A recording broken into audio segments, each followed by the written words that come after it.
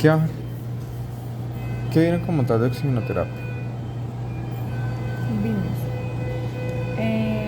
las que son para alto flujo, bajo flujo, Ujú, lo que es oxígeno, que es un medicamento, aparte de que ujú, también es pues, lo que respiramos, la mecánica, lo que es respiración. Vimos lo de hipoxia, hipoxemia, ujú. y ya, y la PAFI como por encimita. Listo. Entonces, teniendo claro, ya sabemos que la oxigenoterapia es la manera en la cual, como cualquier medicamento, que le vamos a colocar algo suplementario al paciente para que conserve su función normal. Listo. Lo normal que estamos respirando nosotros es el 21%. ¿Ya? Y cuando ya hablamos de que el paciente no puede respirar con ese 21%, indiferentemente de la patología que lo lleve a que requiera mayor soporte de oxígeno para que tenga un nivel de SpO2 adecuado a la vida, ¿ya? Lo vamos a llamar como oxigenoterapia. La oxigenoterapia se ha de subdividir en dos: de alto flujo y de bajo flujo. ¿En qué consiste el alto flujo? El alto flujo consiste en que el soporte de oxígeno que se le coloca al paciente tenga la totalidad de la atmósfera inspirada. ¿Listo? Independientemente de la frecuencia respiratoria y del patrón respiratorio que tenga el paciente. A diferencia de los de bajo flujo, que ellos proporcionan una parte, ¿ya?, de la totalidad de la atmósfera inspirada. Pero esto en los dispositivos de bajo flujo se va a ver sujeto a qué? Al número de frecuencias respiratorias que esté realizando el paciente y al patrón respiratorio que tenga el paciente. O sea, esos sí van relacionados con ¿Relacionados qué? Entonces, usted ve que el paciente tiene una cánula nasal, la tiene a 3 litros, pero el paciente tiene una frecuencia respiratoria de 35. ¿Ese soporte está bien para él? no No, está requiriendo más. porque no solo por la clínica, sino porque la canulita que tiene puesta no le está generando y no le está proporcionando la totalidad de la atmósfera inspirada que está respirando el paciente, que está requiriendo el paciente. Entonces, en eso te apoyas para poder utilizar un sistema de alto flujo. Ahora, ¿qué dispositivos entran dentro de lo que se puede denominar bajo flujo? Entra la cánula nasal, la máscara simple, listo,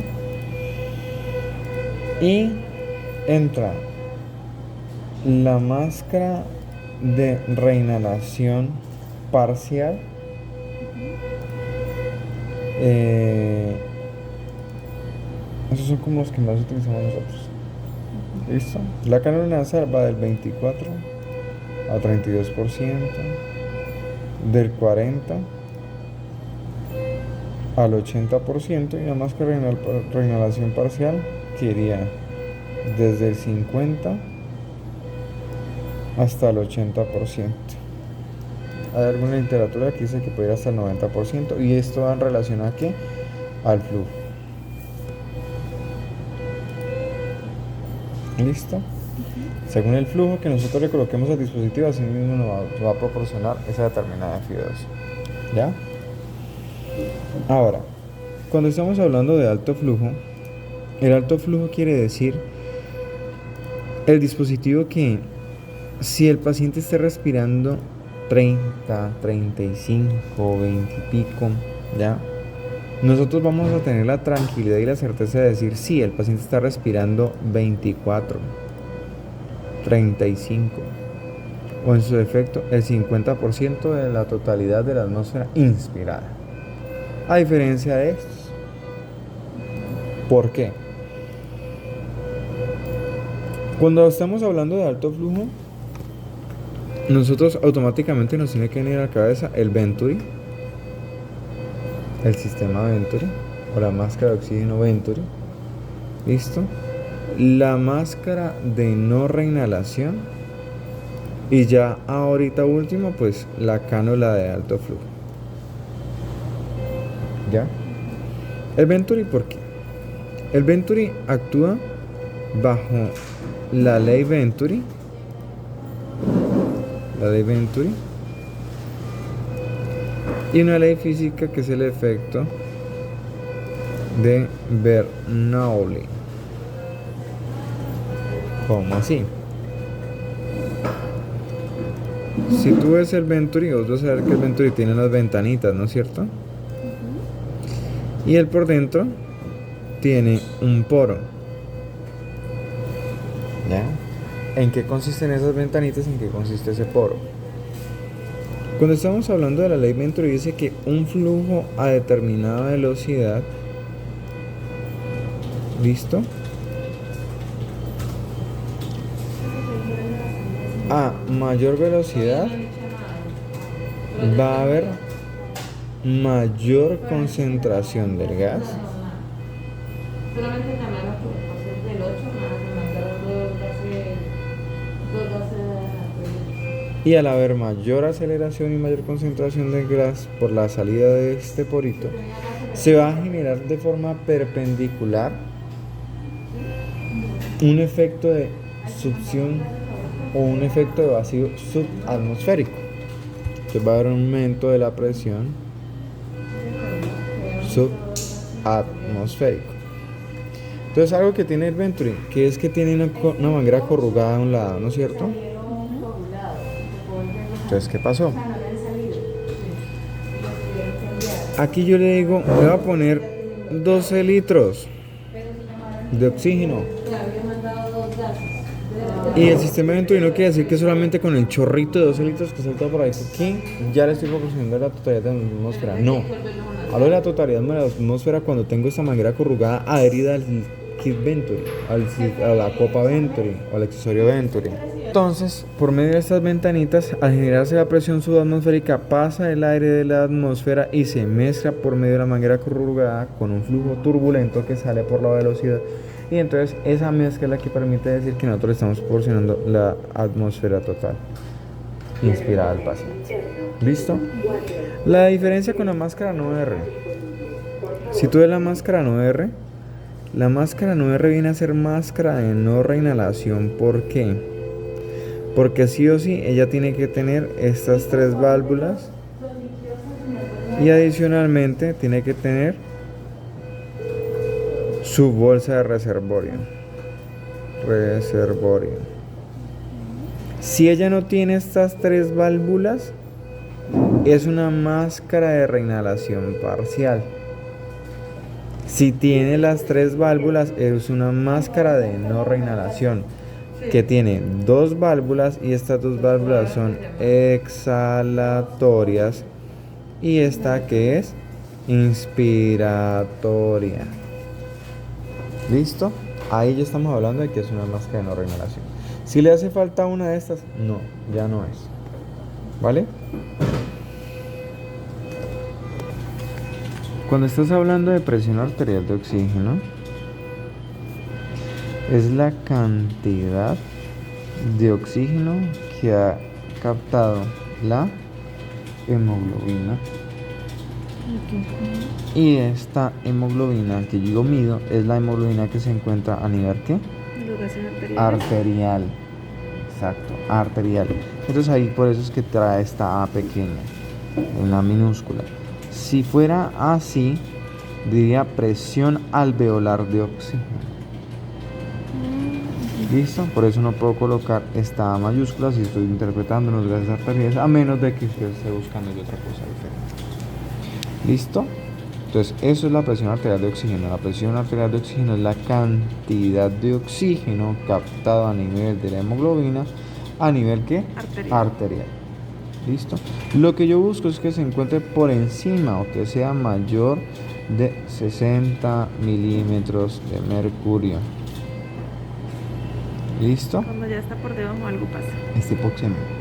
Hipoxémico, ok. ¿Listo? Ahora, ¿qué es el CO2? Es la presión arterial de anhídrido carbónico o dióxido de carbono. Hemoglobina. Ahora, ¿en qué momento nosotros hablamos de esto? Cuando se realiza la fase inspiratoria y expiratoria, donde se realiza el intercambio gaseoso. ¿Listo? En ese momento se hace el intercambio, se hace la oxigenación de la célula, o sea, la hemoglobina. La hemoglobina de por sí tiene la capacidad de captar 4 unidades de moléculas de oxígeno. ¿Listo? Y transportarlas. ¿Ya? Ahora, cuando estamos hablando del CO2, algo que tenemos que tener en cuenta es la cantidad y el peso molecular, como son compuestos químicos de cada uno de ellos. El CO2 es un desecho o un producto residual de la metabolización a nivel celular. ¿Listo? Entonces, este desecho, a su vez, tiene más peso molecular que el oxígeno. Entonces, por eso el paciente, cuando está muy hipercápnico, ¿ya? El oxígeno o los niveles de oxigenación comienzan a caer también, porque la misma cantidad de CO2 me comienza a ocupar unidades que posiblemente pueden estar siendo utilizadas para el oxígeno. ¿Listo? El CO2 a nivel arterial tiene que estar entre 35 y 45 milímetros de mercurio. ¿Listo? Ahora, de eso nosotros tenemos que tener algo. Si se encuentra entre 35 y 45, está normocápnico. Si se encuentra por encima de 45, hipercápnico. Y por debajo de 35, hipocápnico. ¿Listo? Valeria. ¿Hasta ahí? Bien. ¿Está concordando con lo que viste? Sí. Bueno, ahora. Lo de la fracción inspirada de oxígeno es la cantidad de oxígeno que nosotros inhalamos a nivel pulmonar. ¿Listo? Que eso entra dentro de la fase de ventilación. ¿Ya? Y ahí entran las dos cosas a definir. Cuando yo estoy hablando de ventilación, es movilizar una determinada cantidad de volumen dentro de la caja torácica a nivel pulmonar. Ya que la respiración ¿De qué? funciona a nivel celular. ¿En qué parte? En la mitocondria. ¿Listo? Entonces, hasta ahí vamos bien, ¿no? ¿Cómo es esto? Eso es volumen. Volumen captado por la caja torácica, ingresado a la caja torácica. La ventilación es el proceso mediante el cual tomamos aire del entorno y lo llevamos dentro de los pulmones. ¿Listo? Para tener un concepto, una definición como más, se puede decir, más científica, que suene como con más base, usted dice que es el proceso mediante el cual los músculos de la respiración generan una reducción a nivel de la presión pleural, generando una presión subatmosférica a nivel intrabronquial e intrapulmonar. ¿Listo? Permitiendo que por gradientes de presión el aire que se encuentra en el entorno ingrese al sistema respiratorio. ¿Por qué? Porque cuando usted mira esto a nivel pulmonar, usted coge el pulmón, ¿no es cierto? Y habla de que a nivel pleural la presión es aproximadamente de menos 5 centímetros de agua. ¿Qué necesitan? Vete, se prendió la internacional.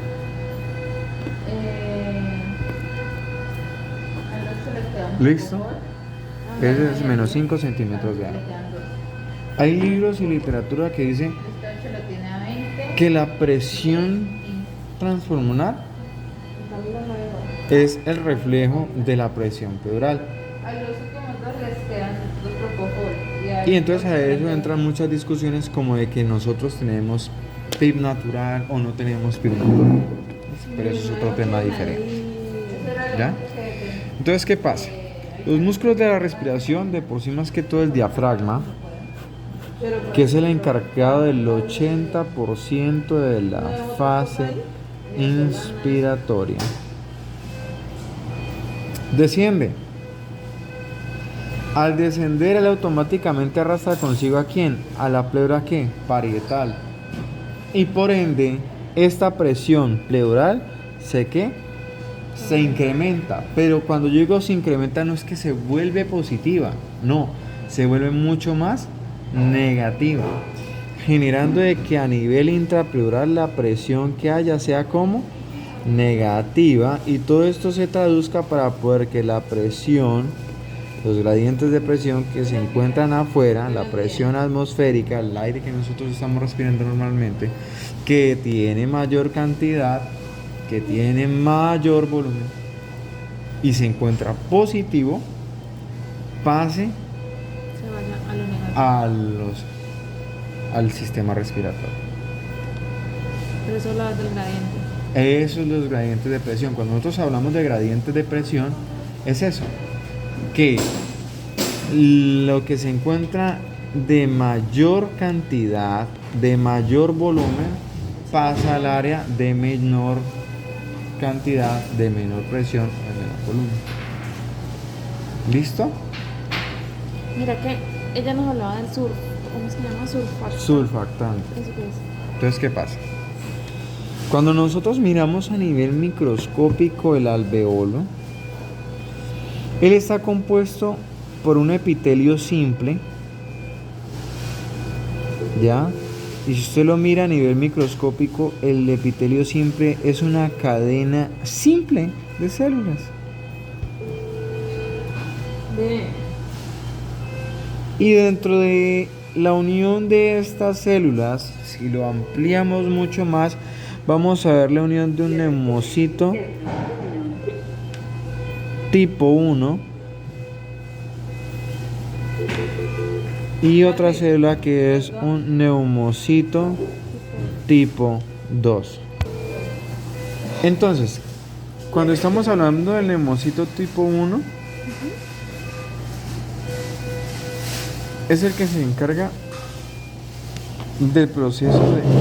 Entonces esto se replica, ¿no? Se replica aquí, se replica aquí, aquí. Del 8, ¿no? Aquí. Son como dos cadenas, neumocito 1 y neumocito 2. Medicamento al 9. Sí, ¿Se replican? más o menos así. No es que se replican, así es la unión. Ah, ok. ¿Ya? Sino que aquí se ve un poco diferente, pues por lo que tú me entenderás. Espérate, no tengo más. Lo que yo te decía, si nosotros lo sesgamos en el corte histológico, el corte histológico nos muestra la cadena simple, ¿sí ves? De la célula simple, y adicionalmente vienen las células que ayudan a la formación del surfactante. Entonces, el neumocito tipo 1, que está concomitantemente al lado del neumocito tipo 2, ¿listo? ¿Qué van a hacer ellos? Uno es el encargado de la producción del surfactante, y el surfactante ¿qué es? Es un agente tensoactivo, como una especie de aceite, ¿ya? Que coge y recubre toda la pared interna del alveolo. ¿Qué significa? Cuando yo estoy hablando de un agente tensoactivo, tengo que tener claro de que el pulmón tiene la capacidad y tiene la tendencia a colapsarse. Entonces el sistema crea como algo compensatorio para que no se colapse tan fácil y las unidades alveolares no se me colapsen tan fácil. Entonces, al recubrirse totalmente la pared con surfactante, y si yo miro más a profundidad cuál es la función del surfactante, haga de cuenta que esta es una molécula de surfactante. La molécula de surfactante tiene la capacidad de resistir los diferentes puntos de tensión de la unidad alveolar. Y eso multiplíquelo por toda la cadena que está recubriendo. ¿Ya? Entonces, él es el protector de segunda mano para evitar que la unidad alveolar se nos colapse. ¿Ya? Y sea una unidad alveolar que funciona. Ok. ¿Está claro? Sí. ¿Qué es el surfactante? Según como yo lo veo, es como una capa, algo que protege que el alveolo no se colapse. Exacto, entonces es el agente tensoactivo. Es tensoactivo la palabra. Es el agente tensoactivo. Entonces aquí, agente tensoactivo que recubre el La parte interna del alveolo. listo. ¿Y esto favorece qué? Que no se colapse el pulmón. Exactamente. ¿Claro hasta ahí? Sí, Bueno, ¿qué más? muy claro.